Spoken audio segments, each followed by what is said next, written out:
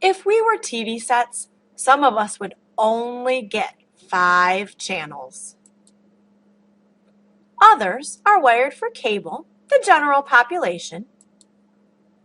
And some of us, the gifted, are hooked up to a satellite dish.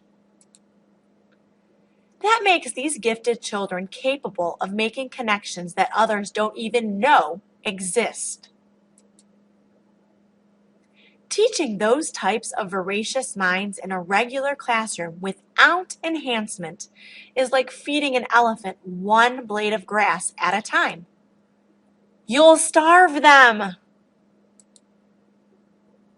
Showing up at school already able to read is like showing up at the undertaker's already embalmed. People start worrying about being put out of their jobs. As much as the world has benefited from the contributions of gifted individuals, it is disturbing to realize that the population least likely to learn and achieve its potential is the highly gifted.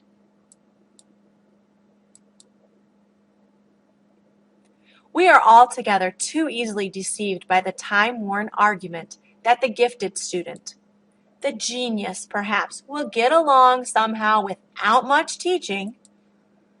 The fact is the gifted and the brilliant are the ones who need the closest attention of the skillful mechanic.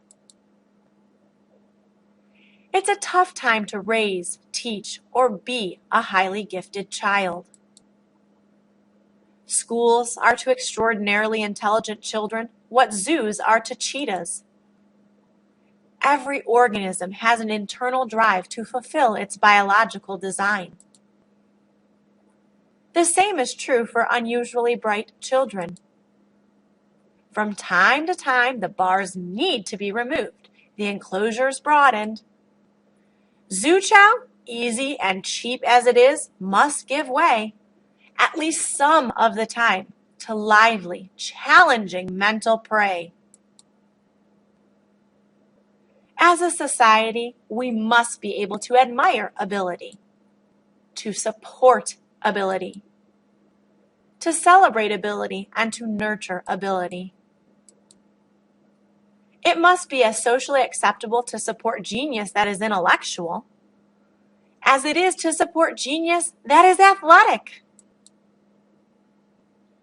Closing the achievement gap by pushing down the top is like fostering fitness by outlawing marathons. All of us do not have equal talent, but all of us should have an equal opportunity to develop our talent. It is surprising that very highly gifted children do not rebel more frequently against the inappropriate educational provision which is generally made for them.